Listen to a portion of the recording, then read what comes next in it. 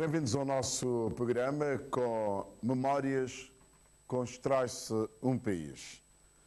3 de fevereiro é um marco importante dos antecedentes da nossa independência política, conquistada no dia 12 de julho de 1975. Volvidos 70 anos do fatídico acontecimento de 3 de fevereiro de 1953, devemos ter este marco como referência para projetarmos o futuro, ou o presente e o futuro do nosso país. Pois 3 de fevereiro é um elemento catalisador da formação de consciência libertadora do nosso país.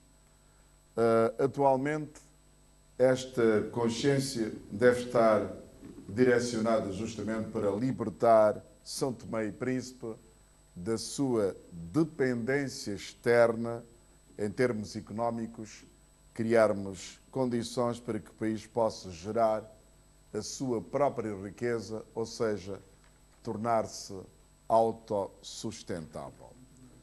Para falar do 3 de fevereiro, tem aqui como convidados Celso Junqueira, Ministro da Saúde, podemos assim identificá-lo aqui, assim, Saúde, Trabalho e Assuntos Sociais, Lúcio Pinto, professor de História, Berta Trindade, professora de História, e Agostinho Félix, sobrevivente dos acontecimentos de 1953.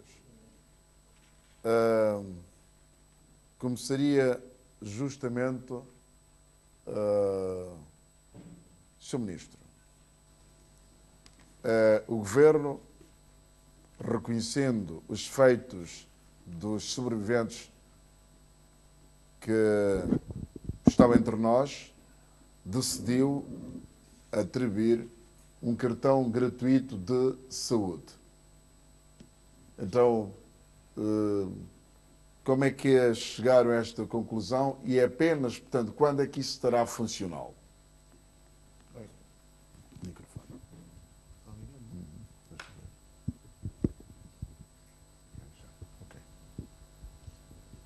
Boa tarde a todos, boa tarde, Sr. Félix, boa tarde, professor Lúcio Pinto, boa tarde, professora Berta, boa tarde, Maximino.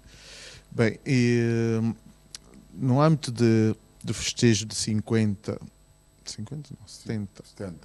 anos do massacre de 53, dos tristes acontecimentos de 53, o Governo reuniu e entendeu por bem que os sobreviventes de 53 até hoje não foram tão dignificados, quer dizer, lutaram por uma causa nacional e não viram o resultado desse esforço, desse sacrifício, deram sangue, vida e alma, e nós, dentro das dificuldades que o país tem atravessado desde a independência até hoje, nós reunimos e consensualizamos em alguns apoios que se pode dar, não pondo em causa todo o coletivo, uma vez que essas pessoas sacrificaram por um coletivo também. E então, nesse intuito, criamos pelo menos o Ministério da Saúde, Trabalho e Assuntos Sociais, ofereceu aquilo que podia oferecer e entrará em vigor desde o momento que se entregará os cartões. Esses cartões serão entregues no dia 3 de Sim, fevereiro? serão entregues no dia 3 de fevereiro. Estão identificados o número de sobreviventes que vão, portanto, receber? Quantos, pelo menos? Sim, são 10. Eu creio que são 10. A lista que temos são 10. E essas pessoas são pessoas que deram tudo por esse país, por esse território, nosso país, na altura território ultramarino, hoje em dia é uma nação soberana, e tendo princípios e valores que defenderam e que continuarão a defender. E nós, o Governo, e não só, dentro da continuidade que tem acontecido em Santo Tomé, todos os governos, toda a nossa República deve muito aos sobreviventes de 53. E estes cartões, os sobreviventes, portanto, terão acesso a consulta ou também assistência medicamentosa? Não, o cartão é de acesso livre ao todo o Sistema Nacional de Saúde. Consultas, exames, análises, Sim, os Exatamente. medicamentos não faz parte do Sistema Nacional de Saúde, ou seja, as pessoas podem adquirir os medicamentos onde ele houver, pode ser no setor privado ou no setor público de venda, como a farmácia do Fundo Nacional de Medicamento.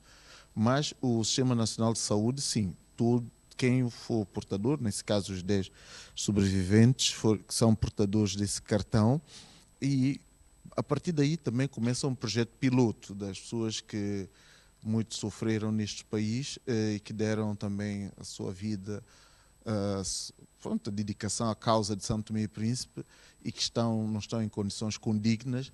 É um esforço do Ministério da Saúde, Trabalho e Assuntos Sociais começar a reconhecer isso e pedir um esforço coletivo, porque esta isenção, como dizem sempre que não há almoços grátis, faz parte do coletivo assumir em prol de algumas pessoas que nós entendemos que merecem esta isenção, este tratamento excepcional, porque é um tratamento excepcional.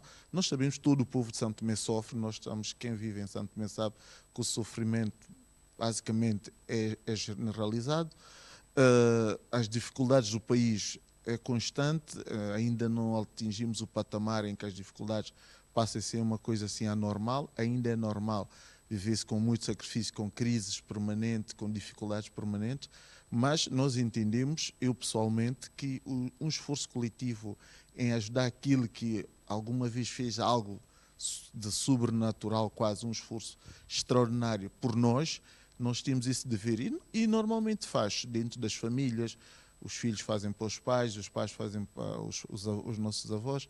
Então, faz parte da nossa cultura ajudar o próximo, sobretudo aquele próximo que nos deixou um legado e que fez alguma coisa por nós. E nesta reflexão feita pelo Governo, aliás, o Sr. Ministro disse que é um pontapé de saída, mas também fez-se reflexão para que no futuro os sobreviventes possam beneficiar, porque a maioria vive em condições habitacionais que não são condignas e também não temos uma rede de transporte público funcional. Caso tivéssemos, teriam acesso a essa rede.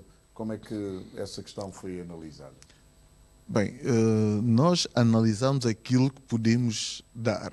E o que podemos dar foi a melhoria, por exemplo, os pensionistas, aumentamos o valor da pensão para o valor do considerado atualmente salário mínimo nacional, que é 2.500, e mesmo aqueles, porque houve caso de alguns que não eram beneficiados de pensão, nós adotamos uma postura de dar dignidade dentro daquilo que nós podemos dar. É verdade que não é melhor, é aquilo que se pode dar. É que fique bem claro que dentro das condições possíveis que o país tem, nós vamos adotar medidas excepcionais como pontapé de saída para situações desse género, de pessoas que dedicaram a causa a São Tomé e Príncipe e que fizeram algo extraordinário que hoje nós reconhecemos como tal. E temos essa dívida para com essas pessoas e estamos a tentar compensar de alguma forma. Não é ressarcir, é compensar de alguma forma. Fique bem claro, porque normalmente as pessoas dizem estamos a compensar. Compensar é um valor justo. Este não é o valor justo, é o valor possível. Exato. Professora Lúcia Pinto e professora Berta Trindade, 70 anos já são passados, a causa, portanto, que levou os nossos concidadãos a se manifestarem ou a se revoltarem relativamente ao contrato de trabalho, mas hoje o que assistimos são perca de valores e depois também o sentimento patriótico. Como é que se pode encaixar isto, portanto, resgatar esses valores, porque ainda ontem tivemos a falar disto, que mesmo a elite intelectual, São Tomense na altura, associou-se àqueles que rejeitavam o contrato de trabalho.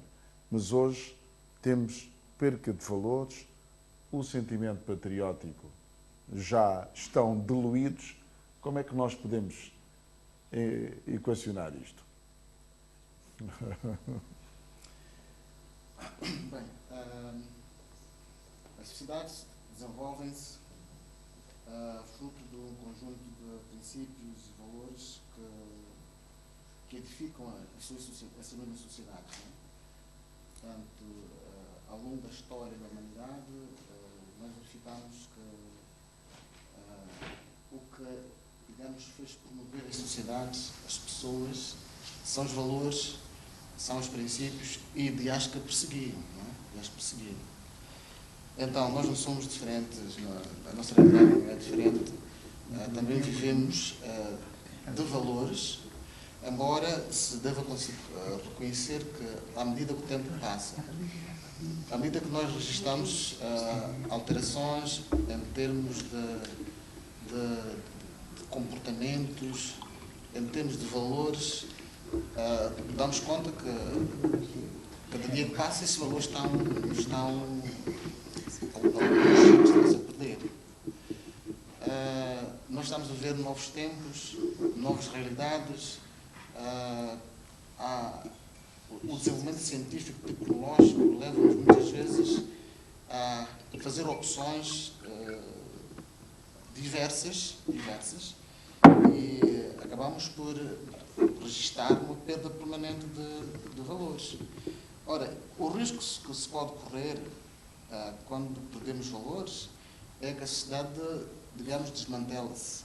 Ao invés dela, digamos, encontrar pontos de convergência, ela vai começando a registrar, digamos, divergências, não é? Porque os valores, como disse, são edificadores das sociedades. Não é isto?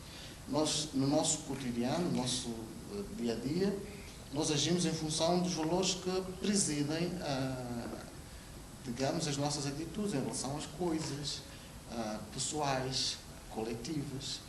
E tudo isto contribui para que a gente, digamos, se encontre enquanto membros de uma coletividade. A perda desses valores, como disse há pouco tempo, vai conduzir, ao invés de a gente se edificar a sociedade, ela começa a diluir-se. Os avanços tecnológicos hoje fazem com que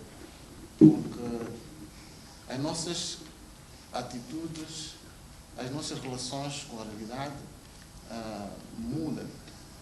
Nós, muitas vezes, temos uma relação mais próxima com a tecnologia do que com as pessoas.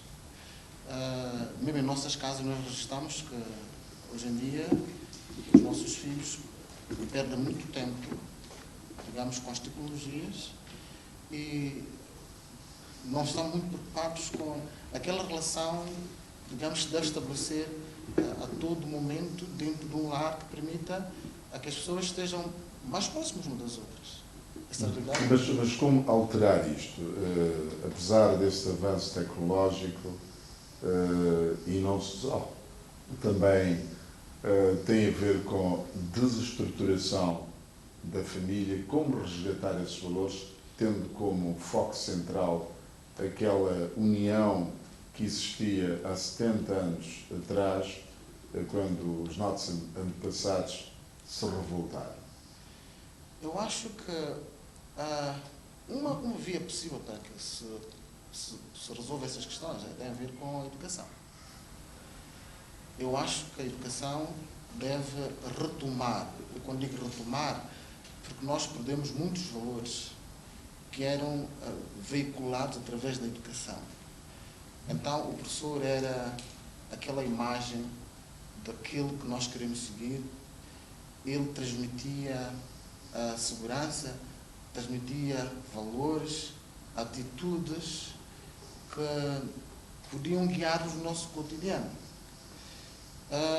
Eu acho que nós temos que, outra vez, transformar a educação neste instrumento cardinal de desenvolvimento, de promoção de valores. Porque, no fundo, é sobretudo... Há duas instâncias de desenvolvimento, de promoção de valores, atitudes. Se quisermos, a primeira instância é a família. Ora bem, com as famílias que nós temos hoje, tão desestruturadas como estão, elas próprias carentes daqueles valores básicos que podiam, digamos, edificar esta mesma unidade, esta célula. Depois, outra instância é a educação. Tá. Depois, a escola, diria melhor, a escola.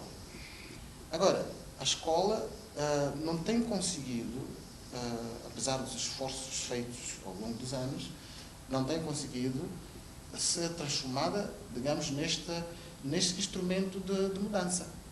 É isto?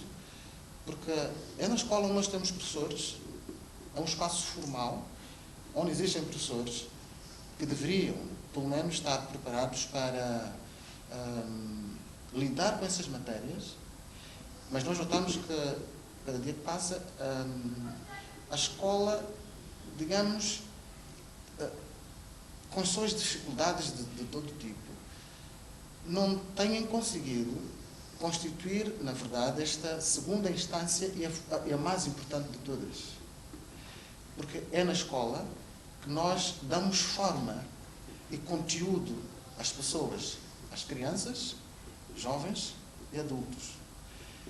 E se na escola não conseguimos, digamos, dar forma e conteúdo às pessoas, sobretudo transmitindo valores, para além dos conhecimentos, ou seja, para além da parte cognitiva de que a escola se ocupa, ela deve ocupar-se também da promoção de valores, de atitudes. Ora bem, a dificuldade que se coloca é, como disse há pouco tempo, a escola não tem conseguido fazer isto. Hoje é muito notável, por exemplo, o que não acontecia mesmo no passado recente. Os alunos, digamos, cumprimentarem os seus professores. Os professores da escola, por exemplo. Os alunos, a tendência hoje é cumprimentar apenas os seus professores. Os outros não querem saber. Mas a educação que nós recebemos no passado,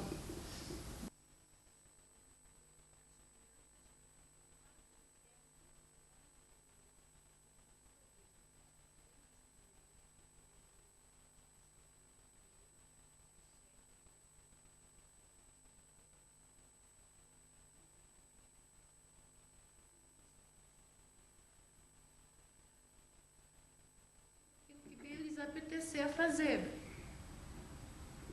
E, assim sendo, devo aqui acrescentar o facto de a existência da comunicação, os meios de comunicação, hoje é a internet, que muito influencia na vida dos, nesse caso dos adolescentes, ou mesmo da sociedade. E o que acontece? Vão apenas recebendo e sem a capacidade suficiente de filtrar aquilo que recebem. E vão recebendo, e aquilo que é próprio seu, aquilo que lhes caracteriza, aquilo que são os valores que nos identificavam, acabam por se perder. Agora, poderia me perguntar o que deveria ser feito para que para alterar isso. É uma tarefa um bocado complicada. Por que eu digo uma tarefa complicada? Porque nós não temos como fazer com que a família, nesse caso, que são os pilares da educação, que tenha a incumbência de transmitir os valores, os primeiros valores, ressalto, os primeiros valores. Então, a partir do momento que nós não temos como fazer com que aqueles que têm a incumbência de transmitir os primeiros valores desempenhem verdadeiramente as suas funções, então isso acaba por dificultar a formação, ou seja, o perpetuar, ou então fazer com que permaneçamos com aqueles valores que tínhamos recebido. Exato. Como dissemos na abertura, sim. Deixa-me acrescentar algo. Nós, quando olhamos para a realidade, uma criança, quando nasce, ela é apenas um ser biológico, não é isto? Exato. E ela vai se tornando um ser social à medida que vai crescendo. No contacto dentro da família, do contacto com a sociedade, ela vai adquirindo conhecimentos, vai adquirindo práticas, também valores e atitudes. Não é verdade? Então, e a escola, como disse há pouco tempo, enquanto espaço formal, a ela que cabe, sobretudo, sob maneira, digamos, moldar as pessoas digamos, colocá-los nos caminhos da retidão, não é? Por isso mesmo acho que nós devemos encontrar espaços, momentos no espaço escolar para a transmissão de conhecimentos. Ela é fundamental, mas o conhecimento desligado de questões dos valores, atitudes, da ética e da moral, que vale esse conhecimento sem esse complemento? Então, para nós enquadrarmos os conhecimentos, nós precisamos de outras componentes fundamentais. Então, nós podemos concluir que é preciso encontrar no espaço escolar momentos em que essas questões sejam debatidas. Nós estamos, se calhar, muito preocupados com a transmissão de conhecimentos, que é a parte, se quisermos, cognitiva e fundamental da instituição escola, mas eu acho que devíamos também ter uma preocupação muito séria com esta componente valores. Se quisermos, resumidamente, a transformação do indivíduo em cidadão, em quem nós incorporamos todo esse conjunto de valores, atitudes, que são fundamentais para que ele se situa no contexto de outros indivíduos e perceba que a sua existência ela só é válida quando aporta, digamos, valores, não é isto? À sua sociedade. Então a escola tem que ser, digamos, mais vista como sendo este espaço de criação de cidadãos. Eu acho que isso nos falta e se calhar deveríamos olhar para os currículos escolares e verificar se nesses currículos existe ou não espaço para nós incorporarmos esta componente importante. Pois temos aqui o senhor, não pode estar ali, o senhor Agostinho Félix. Estamos a falar de uma coisa os valores perderam. O senhor Agostinho, em 1953, tinha 19 anos, não é? 19 anos. Então, o senhor Agostinho acabou de ouvir aqui aquilo que disse o professor Lúcio Pinto e a professora Berta Trindade, que há valores que nós... O senhor, quando tinha 19 anos e vê que também estava, portanto, consciente de que não se devia contratar as pessoas, também associou-se a esta causa. Não foi isto? Exatamente. Ou não? Sim. Portanto, então, como é que o senhor vê a geração de hoje, passado 70 anos, o senhor Agostinho, que tem 86 anos, como é que vê hoje essa geração? Eu até puser aqui hoje, perante Cristo Salvador do mundo, que morresse na cruz para nos salvar. Eu agradeço esta mesa consagrada, está aqui o nosso presidente, tudo o que ele falou no princípio. Tudo a mesma coisa, entende? Sobre isso, mas eu fico muito satisfeito. Isso nós criamos na mesma área. Mas se pegasse uma galinha, o fato o espírito, o pai, o mãe, o avô, quando encontrou com ele aqui, até caía. E estou admirado. É por isso que eu pergunto, ele tem filho, eu só pedi a Deus. Um homem que acabou de ir aqui. Então um homem que pediu para ajudar-me a vencer a batalha perdida. Mas o meu veio morreu em 1965, 9 de maio. Mas o senhor Agostinho Félix acha que foi uma batalha perdida? Sim, batalha perdida. Em 53? Quer dizer, além de 53, todos nós estamos aqui. Estamos fazendo essa operação, mas Deus abençoe. Aqui, Deus está aqui conosco, porque Deus andou com o discípulo. Está aqui histórico também. Isso aqui é histórico. Deus andou, morresse na cruz para não ter salvação. Sr. Agostinho, aquilo que aconteceu em 1953 foi em Batepá ou na Trindade? Quer dizer, coisa da seguinte forma, Sr. Doutor. O acontecimento aconteceu, Sr. Doutor. Um monte de café, precisou sair de quer dizer, porque esse homem, esse chama Ototo, Caçuma e Batepá, reuniu veio até Piedade. Então nós, Folha Fede, já comunicou. Então nós também arrancamos de Folha Fede a zona de Sulsulão. Toda essa gente, mulher e homem, está entregando a vida morta quando matou o coisa. Foi, exatamente, muito obrigado. Então, quando o Vic Ponte morreu, todo mundo, nem eu próprio está nele. Vai entregar a vida, mas vai morrer. Isso não é brincadeira. Mas por quê? Doutor, eu estou um bocadinho... Mas aquilo não começou em Batapá. Quer dizer, entende o que estou a dizer? Eles revoltaram de lá com coragem para a Trindade. E nós também saímos de Folha Fede, e o Bruno, toda a gente da área, eles foram lá, para entregar a vida morta. Então, uma senhora chamada Gênia, quem conhece o senhor, e Mansol Vieira, Agostinho, Duque do Eletrão, esses homens são meu cunhado. Naquele tempo, a senhora tinha um rapaz nas costas chamado Firmino. Ele faleceu já. Com 60 anos, eu criei esse já faz tudo. Ele ainda foi enterrar meu filho. E então essa senhora trouxe o rapaz nas costas, veio do Bafloro. Se fosse como agora, que o caminho está aberto, ninguém... O senhor Agostinho chegou a ir para Fernão Dias, não foi?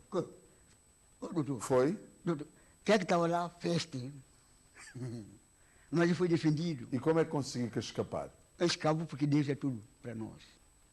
Ele ficou, quer dizer, ele ficou para contar a história, para ser morto, mas fosse morto.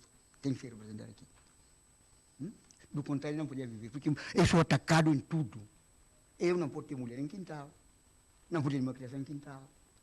Eu, meu pai, Maurice, pobre, mas a massa de homem, que lutou, venceu Januário Zé da Silva, venceu o Branco. E pai trabalhou com o papai de Sem Graça, e tentou institucional. Mas alguém conseguiu salvar o senhor Agostinho? Não é que eu contar, senhor. Depois, quando isso, se Deus também, isso não foi que Deus preparou para a Trindade, ninguém escapava. Ribeiro Afonso é um bocado forte. Santana também é um bocado forte, mas não aguentava. Santíssima Trindade. Com Santo Tomé poderoso, é que fez todo o meu santo sacrifício. Isso não é brincadeira. Porque não foi vendido. Por que eles deixaram para trás? A realidade. Das pessoas que estiveram com o senhor Agostinho, outras ainda estão vivas? Apenas, portanto, do seu grupo, só o senhor Agostinho é que está vivo? Eu tenho um homem chamado Mané Trindade, e até que eu andava com ele, o senhor não sabe, vai para dentro do canto, ele já não conseguia andar. Trindade só ficou 5 pessoas. Praticamente, eu e ele, porque eu escrevi toda essa gente de Trindade. Então, todos já foram. Mas como eu, consolo, como dizer, nunca é tarde. Eu já vim para aqui várias vezes aqui. Mas nunca eu chorei, porque estou com fome, se estou dizendo que estou com outra pessoa também. Vê tempo, você não está aqui para dizer conosco. Quer dizer, como Deus é bom, nunca é tarde. Chegou à conclusão. E Deus abençoe. Deus abençoe. Até 15ª geração. Isso é o que está feito agora. Deus permanece todos aqueles que têm essa operação para chegar a um consenso do calamidade do povo calamitatis em latim. Oh, glória a Deus. Isso não é brincadeira. Meu pai. Está bem. Obrigado, senhor Agostinho. Sr. Ministro, na qualidade de Ministro da Saúde, do Trabalho e Assuntos Sociais, partilha, portanto, da tese de que a melhor homenagem que devemos fazer aos nossos heróis de 53 é erguer o país que eles queriam. Nós tornamos-nos independentes, introduzimos a democracia em 1991 e depois estamos agora numa etapa. O que é que resta fazer nesta etapa para que se consiga dar outros passos que esses nossos sobreviventes ou os nossos heróis queriam? Bem, é preciso ver que o que aconteceu em 53 tem uma trajetória histórica dos nossos antepassados santomenses os nativos de Santo Tomé lutaram sempre de acordo com os princípios que defendiam, os valores que defendiam. É verdade que todos os povos sonham com um país melhor, bom para si próprio e para receber outras pessoas também. Nós somos um povo acolhedor, hospitaleiro, mas não só queremos o bem para nós, mas também para os outros. E a nossa trajetória tem sido remontado desde a origem que nós, em Santo Tomé, pelo menos que há registros escritos, é que desde o século XVI que tem havido, digamos, luta contra o mal. Ou seja, sempre que houve situações em que o povo é pessoas de Santo Tomé e Príncipe, sendo escravos ou não, eles bateram-se em prol dos princípios e valores. E sonhando sempre com um país onde as pessoas, as ilhas onde as pessoas pudessem viver em paz e harmonia sobre os princípios e valores que foram educados.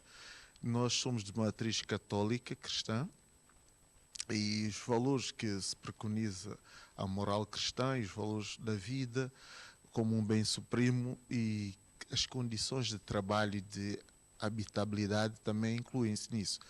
E sempre que nesta trajetória houve momentos, como todos os povos têm, momentos menos bons, há sempre uma reserva de pessoas que estão dispostas a repor aquilo que são os desígnios da própria nação.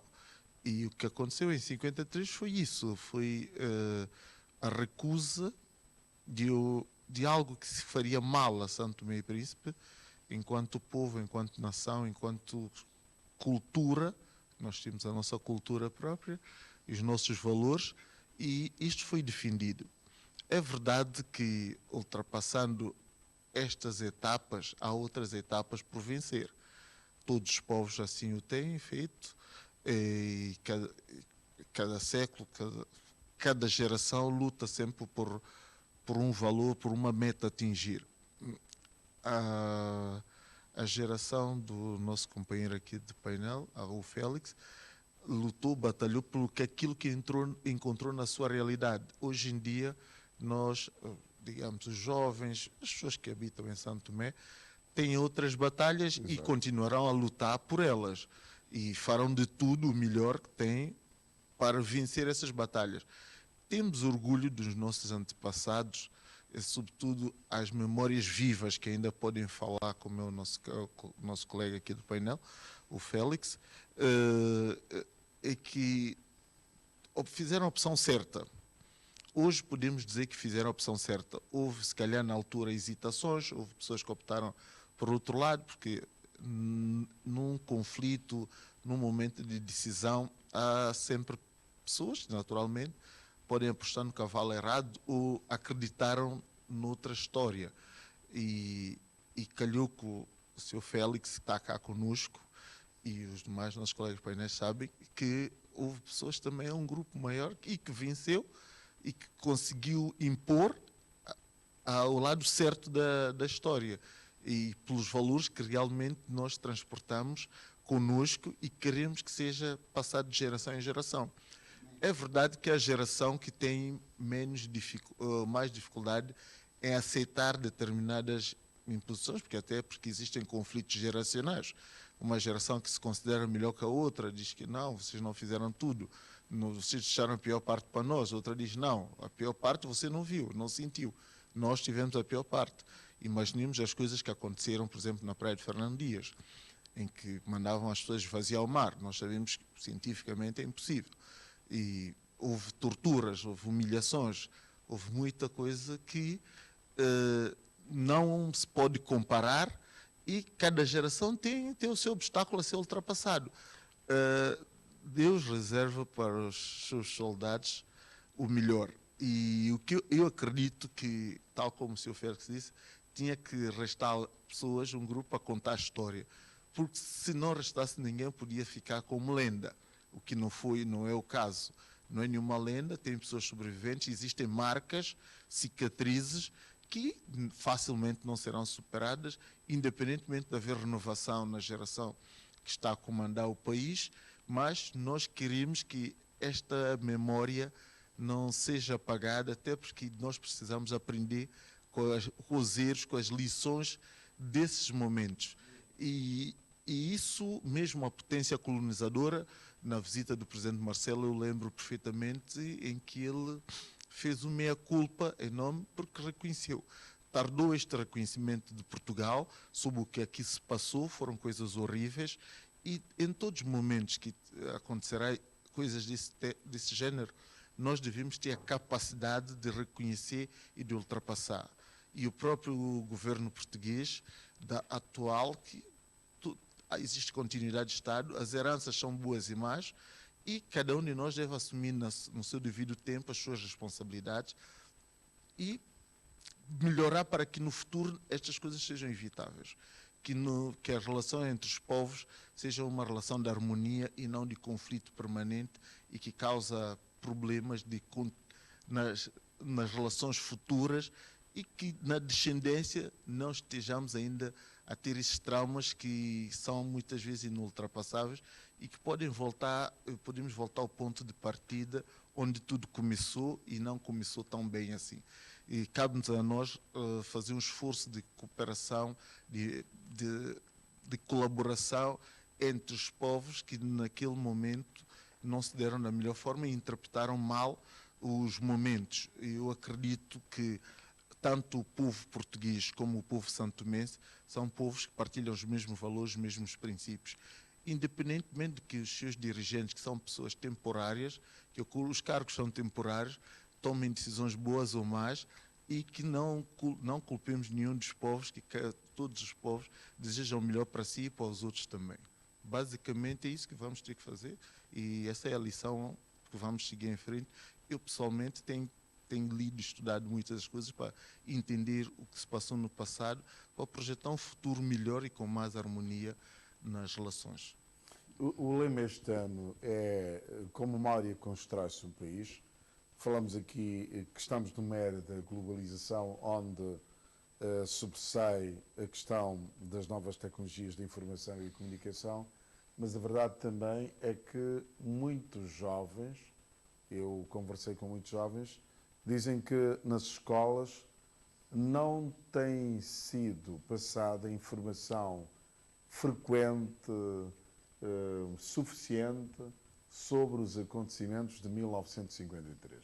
Talvez aqui os professores poderiam, portanto, fazer referência a isso. Eles gostariam, tanto é que nós fizemos um Vox Pop na rádio, em que a maioria disse que devia-se passar e que o país está mais ligado a passar informações sobre a história europeia em detrimento da nossa própria história. Será isto verdade? Em parte, sim. No entanto, devo aqui salientar que existe um programa escolar e, independentemente de cada classe, há o programa escolar que deve ser seguido. Há anos atrás, 2 ou 3 anos, o que se fazia era, existem conteúdos que dizem respeito à história de São Tomé e Príncipe, só que esses conteúdos normalmente eram programados para o final do período, ou seja, do ano letivo. Lá para o terceiro período é que era reservado para abordar sobre assuntos de São Tomé e Príncipe, concretamente no 12º ano. Na 9ª classe, falamos também sobre os aspectos relacionados com São Tomé e Príncipe, só que nós não aprofundamos muito, até porque, é claro, né, a escola deve transmitir conhecimentos, mas não temos o tempo suficiente para transmitirmos todo o conhecimento sobre a história de São Tomé e Príncipe. Falamos em partes, mas cabe ao aluno, isso é do meu ponto de vista, cabe ao aluno querer, ir à procura, ir à busca do conhecimento para enriquecer mais o seu conhecimento, caso ele queira saber mais sobre o que se passou. Mas não quero com isso dizer que os conteúdos europeus sejam mais abordados em São Tomé e Príncipe em relação aos assuntos de São Tomé e Príncipe. Sim, então é necessário nós abrirmos mais espaço para falarmos sobre a nossa história, para nós conhecermos a nossa história, conhecermos quem fomos, para sabermos como viver agora e perspectivar o futuro. E então, já no 12º ano, o que se fez desde o ano passado? Inverteu-se o programa. Agora, desde o primeiro período, falamos sobre São Tomé e Príncipe, na sua maior, como é que eu posso dizer, aprofundando um pouco mais e deixando os conteúdos relacionados com a questão europeia para depois. E assim eu acredito que conseguiremos fazer com que os alunos tenham conhecimento, que eles já não aleguem que nós não sabíamos, nós não ouvimos, não foi abordado esse assunto. Sim, professor Lúcio Pinto. Deixe-me dizer, a adição àquilo que disse a professora Berta, que, no fundo, a história e a cultura dos povos é aquilo que, na verdade, transforma os cidadãos de uma dada nação em, de facto, cidadãos, digamos, que possam afirmar que eu pertenço, desenvolva o sentimento de pertença. É o conhecimento da história, portanto, do passado, é o conhecimento de aspectos culturais, as tradições culturais mais profundas desta dada nação, que faz com que se crie em nós o sentimento de pertença. Eu só gosto daquilo que eu conheço. Não é verdade? Então,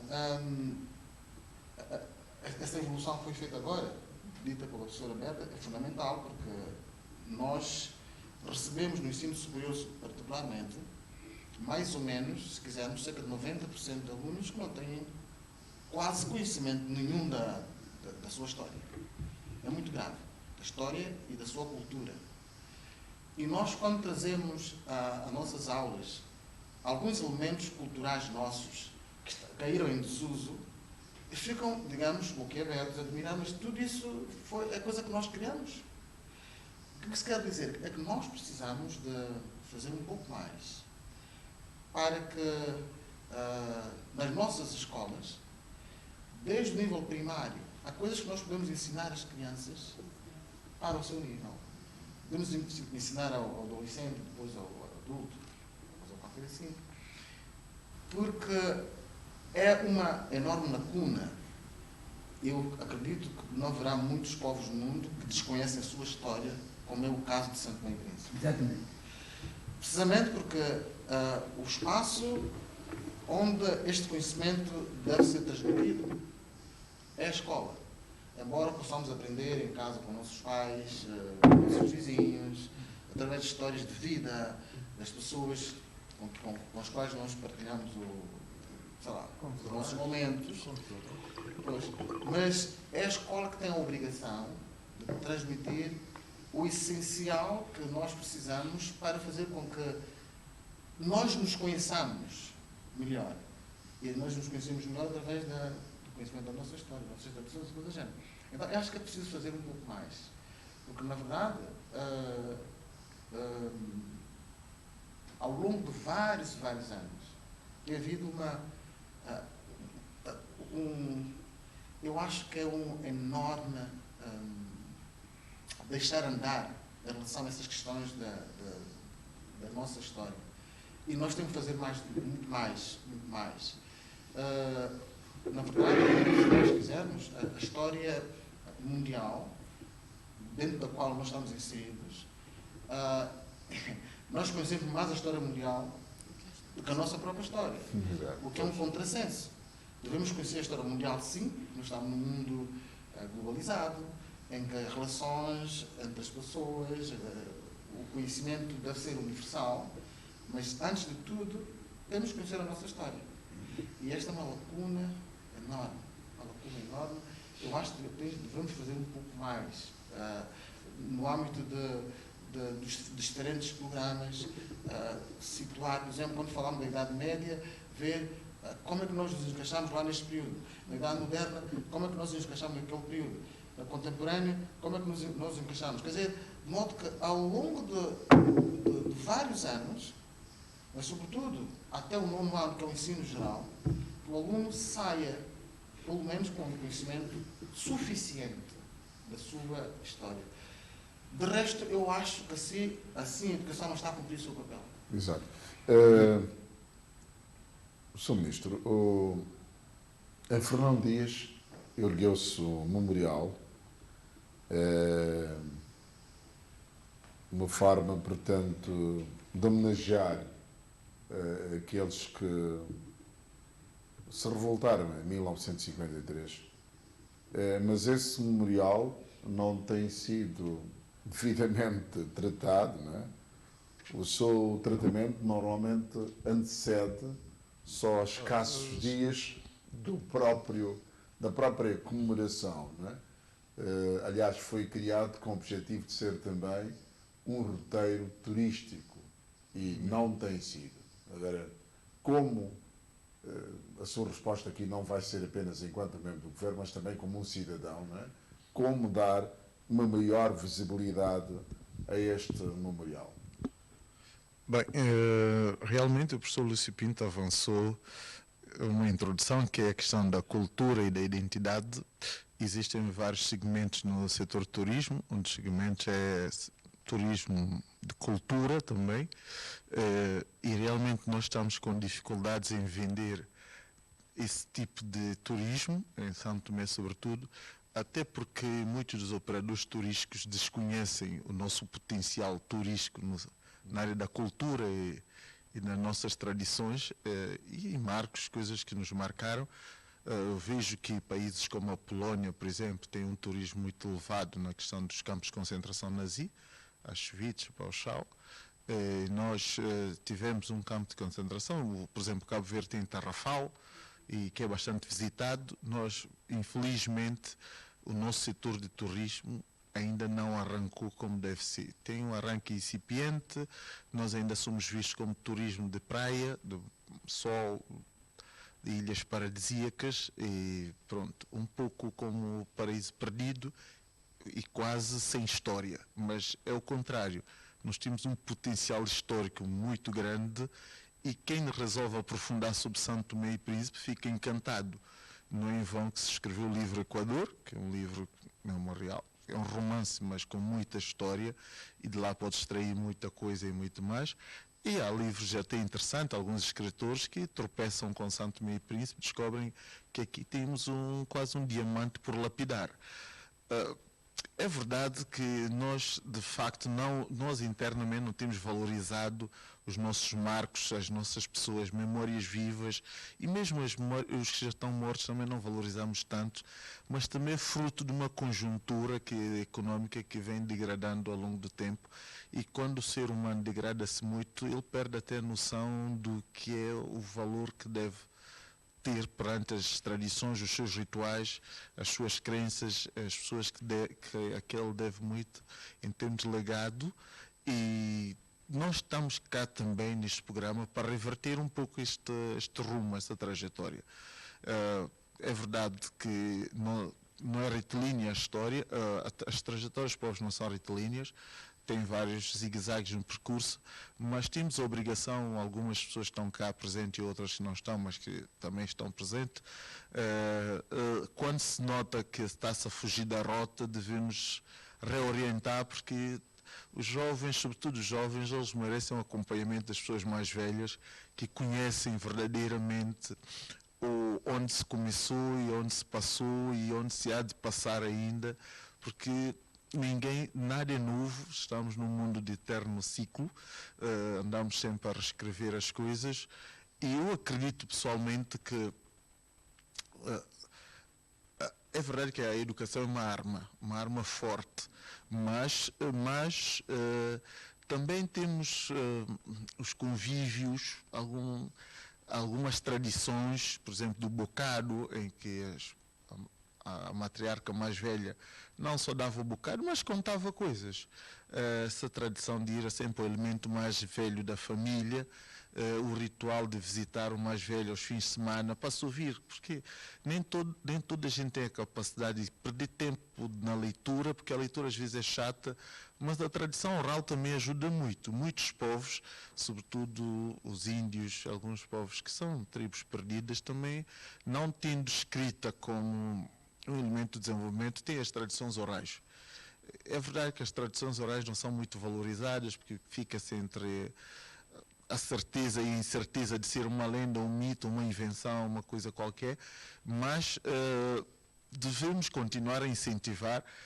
Eu acredito que a professora Berta até disse bem, vai haver, e nós estamos a fazer esse chamado o reforço outra vez, estamos a voltar outra vez a introduzir as nossas identidades na nossa cultura. Sim, estamos a fazer este esforço. Basta ver os calemas, por exemplo, não há música que os calemas fazem que eles não introduzem as nossas línguas crioulas. E de uma forma muito inteligente, porque até nós tínhamos a ideia, algum tabu, que o nosso crioulo, o forro e mesmo angular não eram... não tinham uma absorvidos pelos outros povos. Tínhamos às vezes vergonha até. Havia vergonha em falar dialeto forro além fronteira. E hoje em dia já se vê as pessoas a falarem isso, e programas, e pessoas à vontade em festas, com muito orgulho de ser santomense. A santomensidade, que é uma coisa, um conceito que os escritores, os professores, os intelectuais santomenses andam ainda à procura de definição, se bem que eu acho que a definição vai ser difícil, mas é um processo contínuo, dinâmico, ou seja, não vai haver alguém que diga que é isto, mas temos que discutir sobre nós, temos que tentar nos conhecer. Antes de partir para conhecer o desconhecido, temos que conhecer bem a nós próprios, de onde nós viemos, solidificar os nossos conhecimentos, a nossa identidade, para depois partilhar com os outros. E houve uma geração aí de 90 que partiu, e nós sabemos, a mudança do regime fez com que o pessoal saísse de forma que puderam, ninguém censura ninguém por isso, mas hoje em dia já há pessoas a voltarem da diáspora que queriam conhecer São Tomé e Príncipe. A pessoa, quando esteve lá fora, que deu conta que não conhece São Tomé e Príncipe.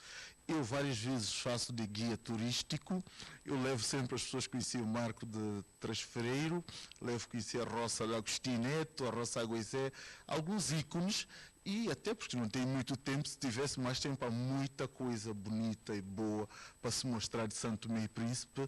A Roça Saudade tem histórias bonitas, Henrique Mendonça, Boa Entrada.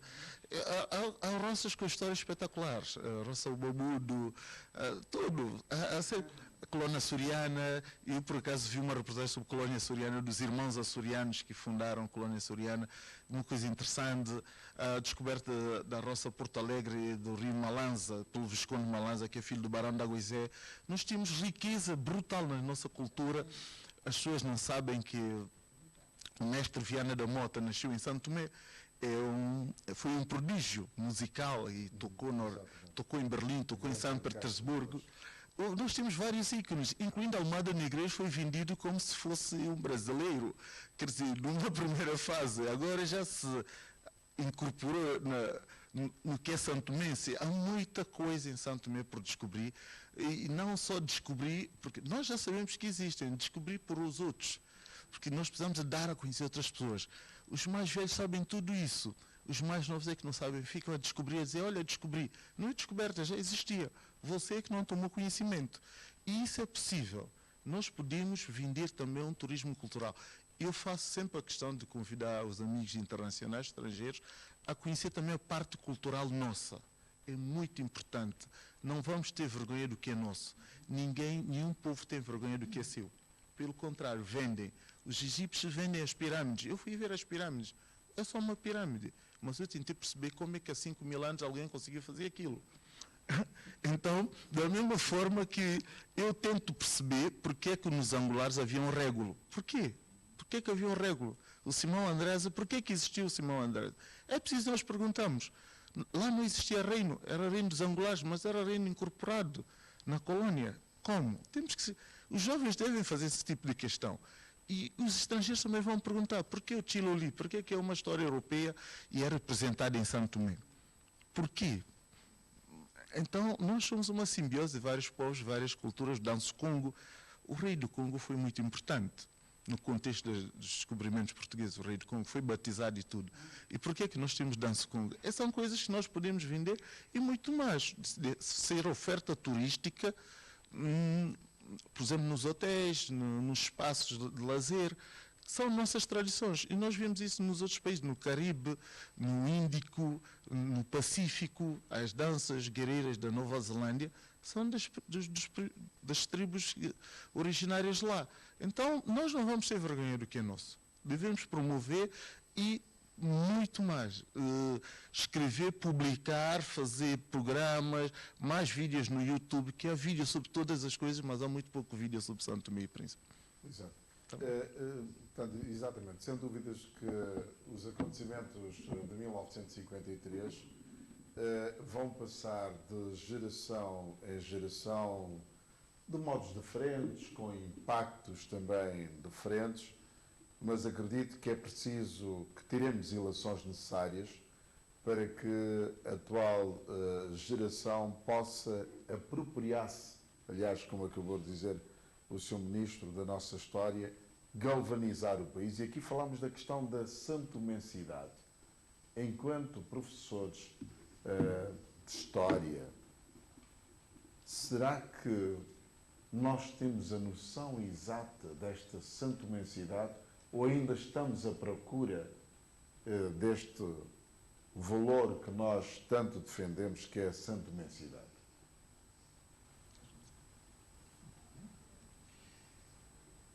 Bem, como disse há pouco tempo o Sr. Ministro, nós não temos uma definição clara daquilo que é santomensidade. Digamos, é um discurso teórico que se faz sempre, aliás, com alguma frequência, falar de santomensidade. Embora eu tenha uma noção conceptual para mim, não tenho uma definição para dizer a santomensidade é isto ou aquilo. Não é? Mas eu acredito que cada vez menos, as novas gerações têm ou querem saber o que seria eventualmente a santomensidade. Bom, para já, as pessoas aprendem, às vezes por si próprias, outras vezes são obrigadas a aprender. Não é verdade? Eu, quando via a minha filha estudar, por exemplo, a ler o livro de Saramago para prestar provas, eu diria, só por obrigação é que ela lê Saramago. Se for por vontade própria, ela não leria Saramago. Então a escola obriga a ler, ela é obrigada a ler, ela fica a saber. Não é isto?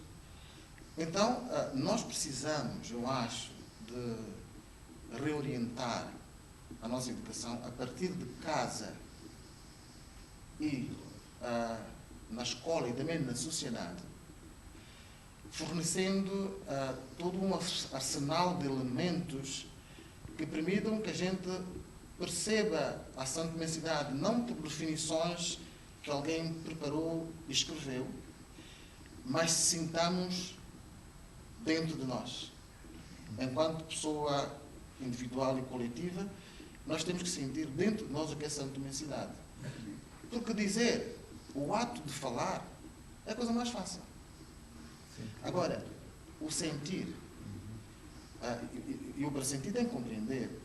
Compreender e sentir já é uma Mas tarefa a santomensidade resume naquele que fala o fluente, mais ou menos, o Santomé, o Ngolá, o Lunguia, ou que conheça os costumes da terra. Como é que se expressa a santomensidade? É isto, mais alguma coisa. Eu tenho que conhecer as minhas raízes, as minhas tradições culturais e outras, não é verdade? E depois, eu tenho que assumir essas raízes. Eu tenho que sentir essas raízes. E traduzir tudo isto em é elemento ou instrumento de valorização, digamos, daquilo que é a santomensidade, transformar isto, digamos, em uma ferramenta que ajuda a promover o meu país numa perspectiva mais ampla possível. Portanto, se eu não for capaz de incorporar dentro de mim esse espírito de que, enquanto pessoa, faz parte de um grande coletivo, devo fazer, digamos, a minha parte também para enaltecer este país numa perspectiva mais ampla. Então, essa santomensidade será apenas, digamos, um discurso falacioso e sem substância, porque, como disse, falar é fácil. Afirmar que eu sou santomense é muito fácil dizer isto. Agora, ser de facto santomense é muito complicado. E nós que lidamos todos os dias com jovens não só universitários, mas outros jovens, nós sentimos que cada vez mais a juventude está a se distanciar-se daquilo que é a sua realidade, face, muitas vezes, a outras realidades que às vezes transportam para dentro aquilo que eles apreciam muito e que não vem dentro de... Mas deixe-me dizer, professora Lúcio Pinto, esta expressão muitas vezes é mais visível na diáspora. Eu também já fui imigrante, o Sr. Ministro também já o foi. Achamos que, por exemplo, em alguns países onde eu já estive, as pessoas percorrem uma longa distância à procura de uma coisa que ele tanto gosta. Vamos dar exemplo, o safu, jaca, cajamanga, por exemplo. Nos grandes dias, nas grandes festas, nos grandes acontecimentos, temos 12 de julho, por exemplo, ou mesmo na transição do ano, em que as pessoas procuram ter aquela nossa gastronomia própria, não é? Eu tenho, portanto, vários exemplos, e mesmo nós aqui não falamos como os cabo-verdianos, por exemplo, diariamente em São Tomé. Poderíamos estar aqui agora a fazer o nosso programa em São Tomé, mas não fazemos. Mas lá fora há aquela vontade de se afirmar como santomense. Então, pergunta-se, porquê que aqui nós não nos afirmamos e quando estamos fora do nosso país temos essa maior afirmação? A nostalgia, certamente. A nostalgia, eu diria que é uma certa nostalgia de quem está longe e nem tem contacto direto ou mais frequente com aquilo. Mesmo até música. As pessoas em casa preferem ouvir todo o ano, 365 dias do ano, a música santomense em detrimento da música onde ele vive, ou naturalmente as músicas estão em voga, né? Pois. Isso também quando a pessoa não tem... Aliás, a professora Bárbara também já foi imigrante, não é? Sabe? Quando está de fora, a pessoa começa a ver ou a sentir o valor daquilo que é seu. Porque se nós, aqui em São Tomé, temos dificilmente o hábito de falarmos na nossa língua tradicional. Mas quando estivermos lá fora, quando formos lá fora, há essa necessidade de, por mais que a pessoa tenha dificuldade de falar corretamente a nossa língua materna, vamos tentando de todas as formas, ou porque é a forma que nos identifica, ou é um meio para nós nos comunicarmos, para que o outro não saiba aquilo que nós estamos a falar ou estamos a fazer. Portanto, é isso. Ou mesmo na nossa culinária. Quando estamos lá do outro lado, nós sentimos a falta daquilo que é nosso. O sabor, quando provamos qualquer comida que não seja nossa, me apetece agora comer a minha comida, a comida do meu país. Quando estávamos no nosso país, muitas vezes nem dávamos o valor exato. a essa comida. Eu não sei se aconteceu só comigo, ou se acontece também com outras pessoas, mas eu acho que a partir do momento que nós nos distanciamos, nós começamos a dar valor, porque nós estamos a sentir que estamos a perder aquilo que é nosso. E então há essa necessidade de, não, eu tenho que recorrer àquilo que é meu, eu tenho que preservar aquilo que é meu, eu tenho que dar valor àquilo que é meu. Deixa-me retomar um pouco aquilo que disse o Sr. Ministro há pouco tempo. É que a nossa cultura é muito rica. O que falta são duas coisas: conhecê-la e valorizá-la. Eu só valorizo aquilo que eu conheço. Eu tenho uma cadeira que eu leciono, que é História e Cultura de Santo Tomé e Príncipe. Na primeira parte é a História, a segunda parte é a Cultura. Então eu crio grupos de trabalho para que os alunos vão resgatar todo um conjunto de elementos culturais que não vemos mais hoje no nosso cotidiano. Plomondense, outras coisas, digamos assim. Então, eles quando vão pesquisar e trazem à turma o resultado da sua pesquisa, nós notamos que os alunos, mesmo aqueles mais incrédulos, coisa qualquer assim, dizem, afinal, nós temos tudo isto aqui no nosso país. E é preciso que a gente... E Plomondense, por exemplo, quando se, digamos, monta essa história toda Plomondense, que tem muito do cristianismo, é uma coisa muito rica.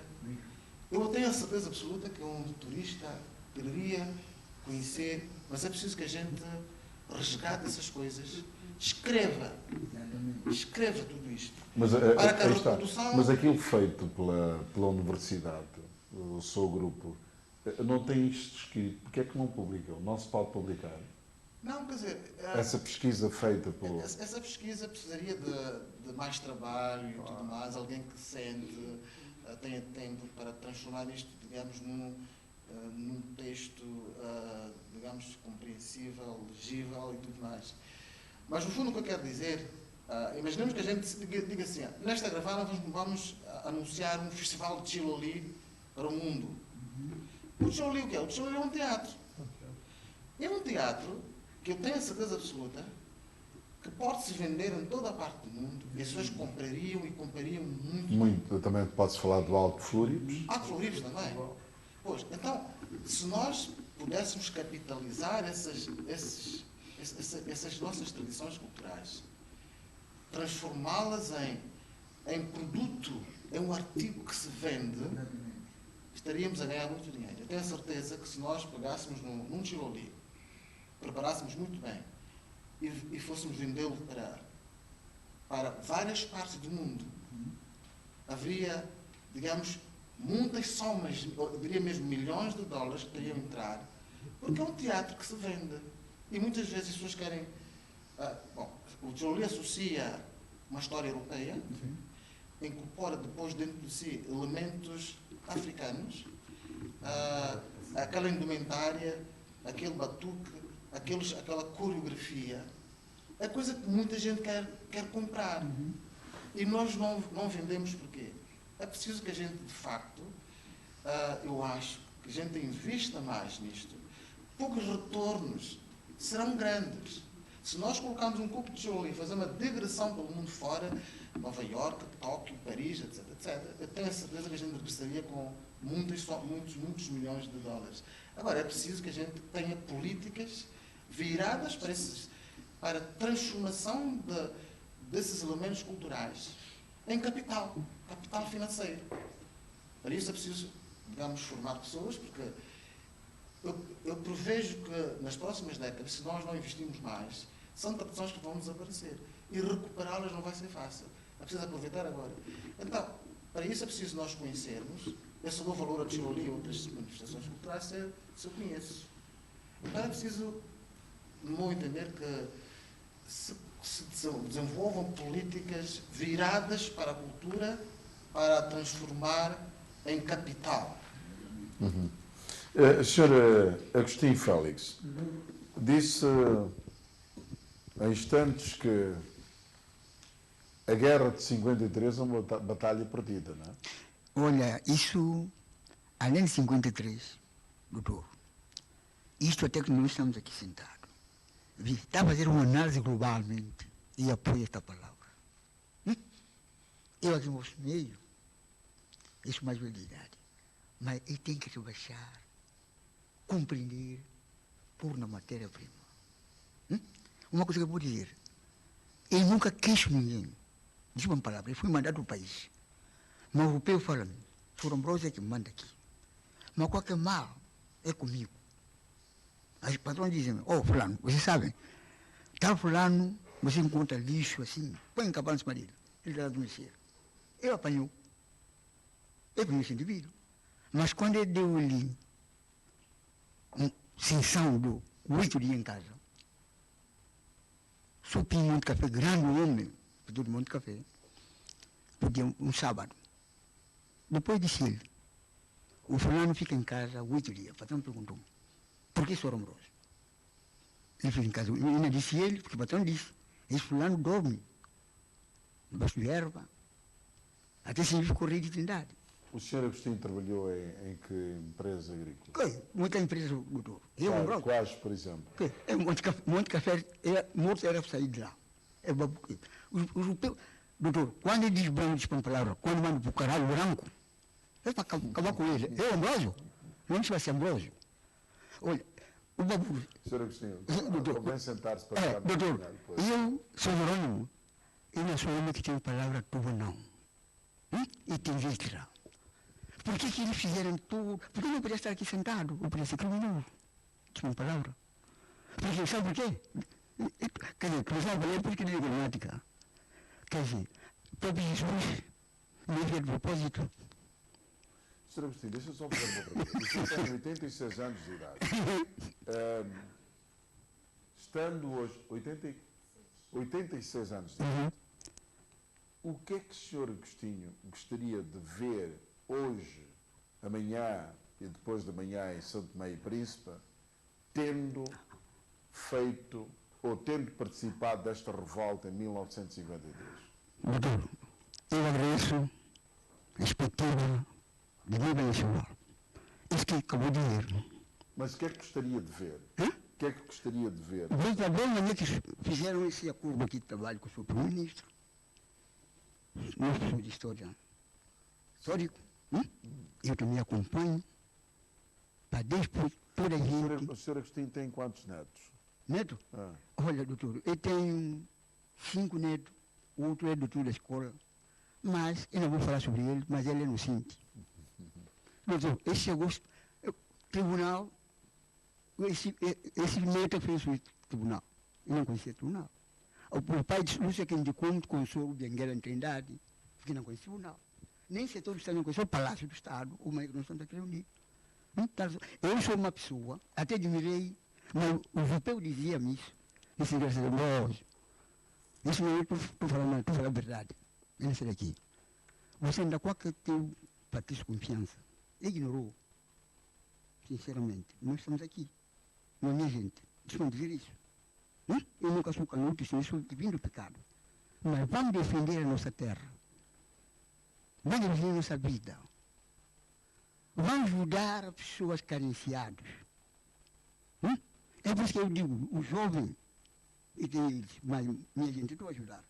Aperta eles bem, eles falham muito. Porque se eu, o senhor está a me acompanhar, se fosse como ele, já não tomava devenência. Isso eu digo para um corta-pescoço. Eles falam muito. Eu não queixo ninguém, mas muita atenção. Se eu estou à frente da política São Tomé e Príncipe, e tento me ajudar. Mas não é que eu não para dele consigo, porque matéria-prima, a vezes só quando eu copio. Está aqui o doutor lá, e a doutora não sabe de minha área, não pensando em pequena. Se engapa a pessoa, não sei, engapa a pessoa e acompanhamos. Que não faz isso, mesmo coisa. Português vai respeitar a si próprio como. Diz para dizer, hein? E me ligava de ser, me fui rico, punta isso Salvador. Seu Salvador, o que devem fazer para ganhar vida eterna? O senhor respondeu ele, vida eterna, tu guarda 10 mandamentos.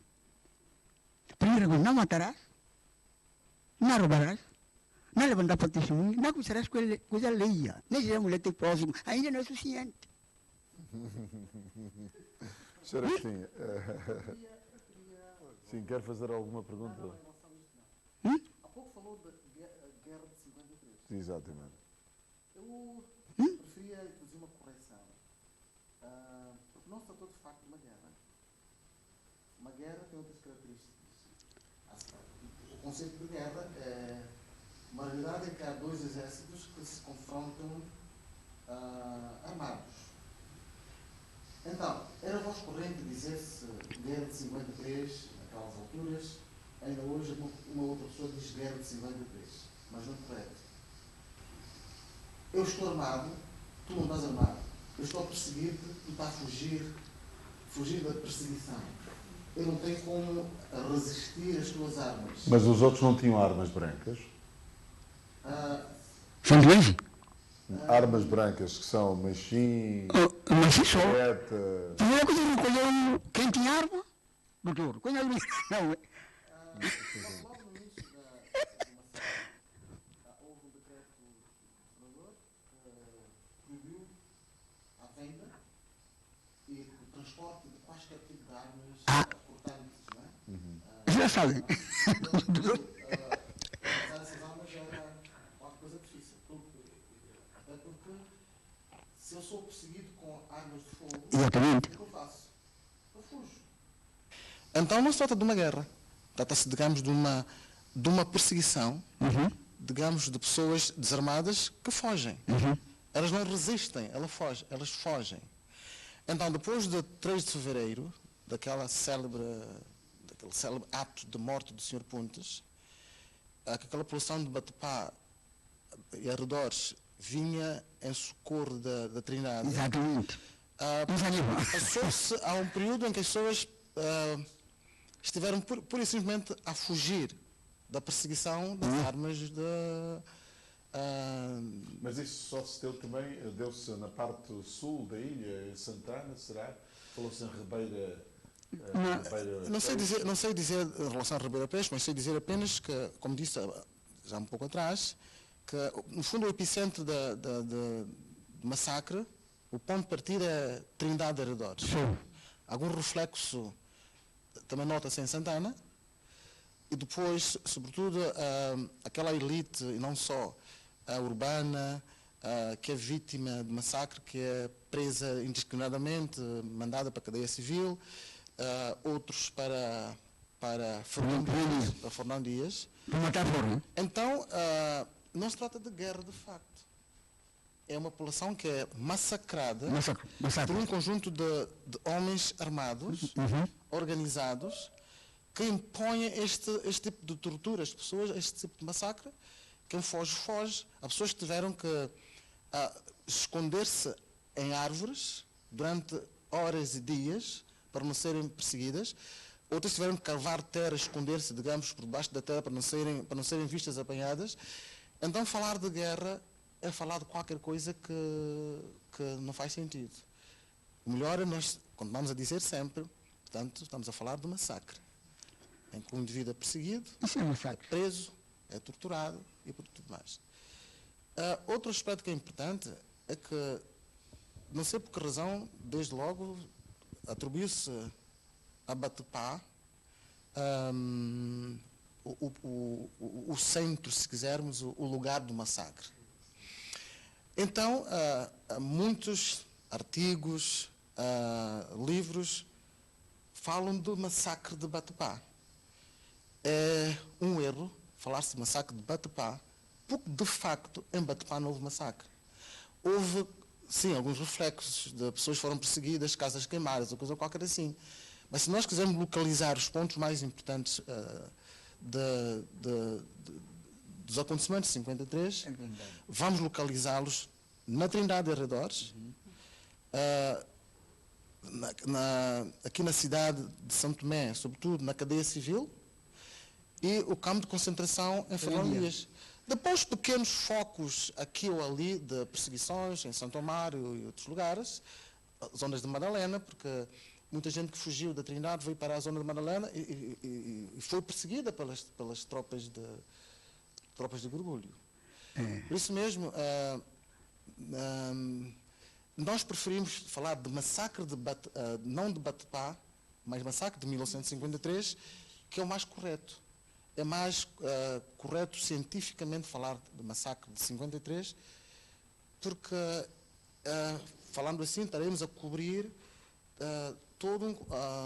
sem destacar em particular, porque senão nós podíamos dizer massacre da Trindade. Também não seria correto. Estão a perceber? Então, digamos, massacre de 1953, que é o mais correto dizer-se, Mas porque esses ele representa... acontecimentos só se deram na Ilha de São Tomé e na Ilha do Príncipe não. Na Ilha do Príncipe não houve massacre como tal, mas houve pessoas de São Tomé deportadas para a Ilha do Príncipe. E Celestino da Graça foi, digamos, Foi declarado para figura, 120 pessoas. se quisermos mais importante, 121, para estar água, e não está outras fora. pessoas da Trindade também, não só, que foram deportadas para o Príncipe para dizer lá, digamos, Deus dará, como se diz. Eu falei na água, para não estar fora. Então, o Príncipe não foi centro de referência de massacre de 1953. A Ilha de Santo Tomé, sim. E mesmo em relação à Ilha de Santo Tomé, não estamos a falar de toda a ilha em si, mas particularmente uma certa região, como referia, Trindade, sobretudo, a capital, Fernão Dias, e esporadicamente aqui e ali outras formas de perseguição e prisão das pessoas. Por que eles fizeram para esse massacre disso? Porque os homens lá reuniu. Os homens reuniu, veio para a Trindade, e nós também arrancamos do Bulungo folha verde para entregar a vida à morte.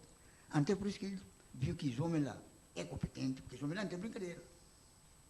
Os homens lá levantou o espaço. Olha, vê, não, do Baplu, onde nós temos terreno. 28 bocas de metralhadora para atingir o homem. Fez 28 que trouxe ele aqui. Mas ninguém sabia que o homem tinha remédio. Porque havia homem, minha gente.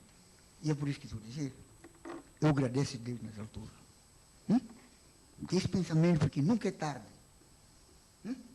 Nunca é tarde para nós organizar esse trabalho das velhas temperas. Todo mundo agora está a perceber agora. E bom, nós aqui tem doutor, tem enfermeiro, tem uma... Exato. O lema deste ano é justamente com memórias constrói-se o país. Então, Sr. Ministro, dessas memórias, estas e outras, as quais, portanto, nós falamos, podemos construir o nosso país? Na verdade, a memória coletiva de um povo serve para o futuro também. Não só para o presente, mas para o futuro. Nós tivemos esses episódios tristes e é bom que recordemos de coisas más para que não voltemos a repetir nem passar por elas. E houve coisas boas também, mas nesse momento estamos a falar de e é mesmo um massacre, eu concordo com o professor Lúcio Pinto. Nós tivemos o massacre de Santa Cruz em Timor-Leste, em que as tropas invasoras ocupacionistas indonésias massacraram o povo timorense, muito embora havia uma guerrilha, mas o que aconteceu no cemitério de Santa Cruz foi um massacre. População indefesa e serem caçadas assim como se fossem animais. E o que aconteceu em 53, basicamente, podemos... é verdade que há imprecisões e a história é feita mesmo assim, sempre, quer dizer, não há pessoas perfeitas a escrever, a retratar os períodos e todas as pessoas que observam fenómenos têm sempre influências e do ponto de vista onde estavam a observar. Eu percebo quando alguém diz guerra, porque acreditou-se que, como diz aqui o companheiro Félix, quem saiu do Bulungo, saíram já o pessoal de Caçuma, Antônio Soares, saiu preparado para a guerra, mas aquilo havia uma desproporção terrível. Aquilo era uma desproporção, aquilo era mesmo, em bom rigor, é um massacre, é mesmo um massacre, porque a desproporção de meios bélicos e depois não sendo uma coisa, algo organizado contra um agrupamento espontâneo, ainda, por exemplo, formações de ouvir dizer, ninguém tem a certeza de nada. Se hoje com telemóvel, tecnologia, não se consegue ter informação segura, imagina naquele tempo o que é que se passou. Um conjunto de coisas assim muito desconcertantes. Mas foi um massacre porque foi uma força bélica organizada com o intuito de fazer sofrer, humilhar e atingir o direito de um povo. E aquilo não foi ao acaso, não pareceu. Houve uma determinada fase em que se estuda o massacre de 53, que parece que é uma obra do acaso, mas de todo hoje em dia está-se em melhor posse de informação. Houve um planeamento muito meticuloso. Mas o Gorgulho teria mandato para executar esta operação? Não, eu creio que não teria mandato. O Gorgulho tinha a sua obsessão, porque ele prometeu algo que era impossível. Quer dizer, a questão da crise da mão de obra nas roças, nas plantações em Santo Tomé, não é uma coisa da época do Gorgulho, uma coisa com 500 anos. Ou seja, o tipo de trabalho que se fazia, que não era trabalho, que era escravatura, mesmo depois do fim da abolição da escravatura, continua o trabalho escravo. Só a nomenclatura jurídica é que mudou. Os contratados, os serviçais, tanto é que nenhum santomense quis aceitar contrato, porque viu que a escravatura continuou sobre outra capa. Ou seja, era uma cosmética, uma operação cosmética. Mesmo quando introduziram os hospitais nas roças, foi porque havia a fama do cacau escravo. Então, os roceiros tentaram fazer um marketing, uma operação de charme, dizendo que havia boas condições. E o próprio Portugal, que era a potência colonizadora, tentou falar do lusotropicalismo, dos efeitos benéficos do trabalho na roça, para civilizar povos que eram considerados não civilizados. Quer dizer, houve uma campanha. E o Gorgulho prometeu aquilo que ele não tinha, que era acabar com a escassez da mão de obra, e quis fazer mais. Usar essa mão de obra para os seus feitos, de modo a dar um salto para a colónia de Angola, onde o Norton de Matos tinha feito um trabalho, também com as dificuldades, mas fez um trabalho que lhe deu fama e posicionamento para candidatar à presidência da República Portuguesa. E este episódio também das eleições fez com que o Gorgulho também entrasse em confronto direto com a elite santomense local, sobretudo nas mesas de votos. O Gorgulho teve problema quando deparou que havia nativos santomenses tão letrados, com conhecimento, e presidente das mesas de voto. Então, o Gorgulho teve aquela reação, que é de todo abominável, e Portugal fez bem em retratar-se hoje, atualmente, fez muito bem em retratar-se, porque envergonha também ao povo português aquilo que ele fez ao povo de São Tomé e Príncipe. Ninguém deseja nada disso a ninguém, se bem que ele começou com uma operação de charme, de grandes obras públicas, bairros, aumentou até o salário das pessoas, tentou dividir para reinar, tentou granjear apoio a determinadas franjas, mas o que aconteceu em 53 acho que foi um momento único na nossa história coletiva, se não me engano, em que todos se uniram em defesa de um valor e de um princípio, uma causa. Não vamos submeter-nos a esse tipo de ação que é maléfica. E deveríamos ter esse tipo de ação permanentemente. Não podemos sujeitar-nos a coisas que vão contra os nossos princípios, e o futuro é mesmo isso, é aprendermos com esses erros e mostrar ao mundo inteiro que Santo Tomé e Príncipe não precisou de eleições da Revolução Francesa, nem de Carta dos Direitos Humanos, do Direito do Homem das Nações Unidas, quando se sentiu que o mesmo princípio que partilha com outros povos estava a ser afetado, estava a ser lesado. Não recorreu, digamos, a pensar primeiro. Foi instintivamente os valores, tanto é que o nosso Félix aqui falou dos 10 mandamentos, sendo uma sociedade de matriz cristã, sim, nós tínhamos na nossa cultura, na nossa identidade, não matarás, mas pronto, não cobiçar a mulher do outro é outro assunto. Nós não cumprimos com os 10 mandamentos, mas cumprimos com os 7, pelo menos. Os 7 ou 6. Cada povo interpreta melhor.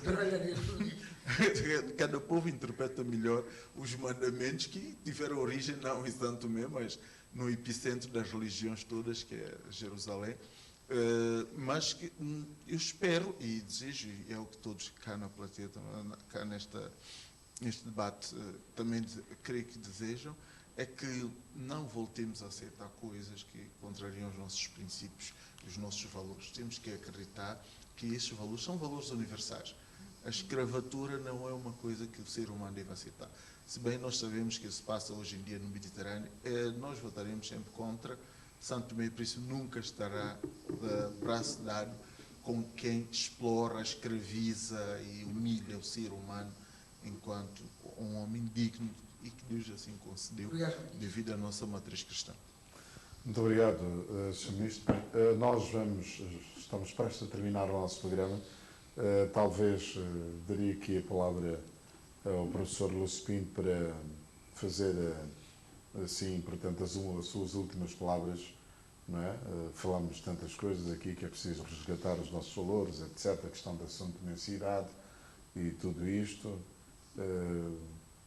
O que é que se lhe oferece falar nesta parte final? Bom, se calhar dissesse apenas que uma das consequências imediatas do massacre 53 foi, digamos, a tomada definitiva de consciência de que era preciso lutar contra esse sistema. Porque acontece o massacre em Santo Tomé e Príncipe, como acontece nas outras colônias também de Portugal. Quase que em simultâneo acontecem outros massacres. Então, houve uma espécie de tomada em uníssono de consciência de que era preciso, em comunhão com outras colónias, lutar pela independência dos países. E é curioso que foi na própria metrópole, digamos, a própria metrópole foi um dos principais centros de unidade das elites das colónias, que se juntaram e decidiram que era preciso lutar contra o sistema. Então, uma consequência imediata do massacre foi precisamente isto. E se nós somos independentes hoje é porque, devido à coragem que nós demonstramos, nós, santomenses e os outros, pela via da guerra ou via pacífica, demonstramos a coragem de lutar contra um sistema que a nós todos prejudicava e não nos servia. Portanto, parece-me ser talvez o elemento que eu fiquei a acrescentar. Professora Berta Trindade, ou da Trindade. Exatamente. Não, de Santíssima não. Não é Santíssima, não é? Eu sou de Santíssimo. Não, o que eu devo aqui acrescentar é as memórias coletivas são de facto importantes para que construamos um futuro, até porque um dos objetivos da história é conhecer o passado para vivermos o presente e perspectivarmos o futuro. Portanto, o que aconteceu há 70 anos atrás deve servir de ponto de partida para que reflitamos sobre as nossas ações presentes e que, se de facto queremos um Santo Tomé e Príncipe melhor, que usemos o massacre de 1953 como exemplo. O exemplo de união, o exemplo de uma só voz, o exemplo de bem coletivo. E a partir do momento que nós começamos a refletir dessa forma, as nossas ações serão outras e, consequentemente, nós teremos um Santo Tomé e Príncipe diferente e, ainda assim, melhor. Muito obrigado. Obrigado, portanto. Bem, chegamos ao fim deste painel relativamente aos 70 anos dos acontecimentos de 1953. Quero aqui agradecer ao Ministro da Saúde, Trabalho e Assuntos Sociais, Célcio Junqueira, ao professor Lúcio Pinto, à professora Berta Trindade e ao senhor Agostinho Félix, sobrevivente de 1953. Em 53 tinha 19 anos e hoje tem 86 anos de idade. Também aos espectadores, aos telespectadores, nosso muito obrigado. Falamos aqui dos acontecimentos de 1953, pois 70 anos são passados deste acontecimento e o nosso muito obrigado. Teremos mais oportunidade de falar deste massacre de 1953. A verdade é que temos que sempre ter a noção exata de construirmos o nosso país com memória. Obrigado, Maciba. Obrigado.